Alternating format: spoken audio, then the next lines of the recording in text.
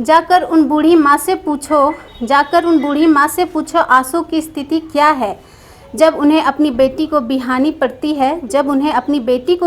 पड़ती है उस कज की असीम भार में उसकी कमर टूट जाती है।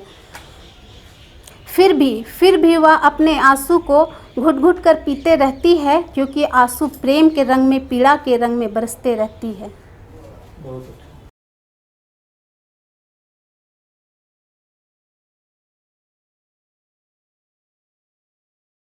सभी ने माँ के बारे में कुछ कुछ कहा है। मैं माँ के पीड़ा के बारे में कुछ कहना चाहूँगी।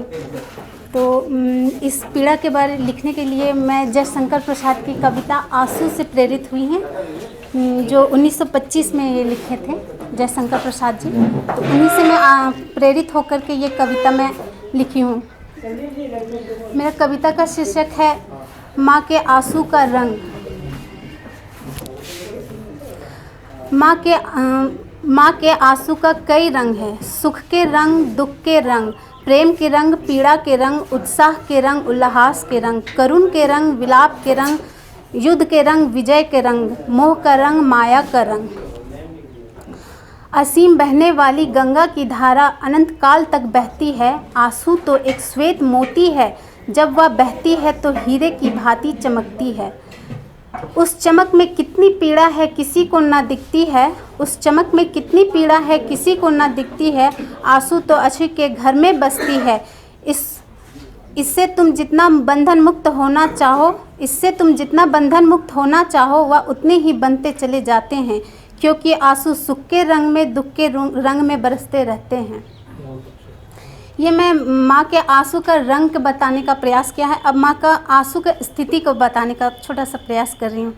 माँ के आंसू का स्थिति। जाकर उन बूढ़ी माँ से पूछो आंसू की स्थिति क्या है। जब उन्हें अपनी बेटी को बिहानी पड़ती है उस कज की असीम भार में उसकी कमर टूट जाती है। फिर भी वह अपने आंसू को घुट घुट कर पीते रहती है, क्योंकि आंसू प्रेम के रंग में, पीड़ा के रंग में बरसते रहती है। जाकर उनसे पूछो जिन्हें सब कुछ मिला और जिन्हें कुछ ना मिल पाया है। जिन्हें सुख, शौर्य, ऐश्वर्य, कृति मिली वह भी आंसू पाया है। जिन्हें सुख, शौर्य, ऐश्वर्य, कृति मिली वह भी आंसू पाया है। जो शून्य है वह भी दुख का आंसू पाया है, क्योंकि आंसू सुख के रंग में, दुख के रंग में बरसते रहती है। अरे या तो एक मोह माया है जो इस आंसू के पीड़ा से बाहर निकल पाया है, वही तो सही मायने में सुख के आंसू पाया है।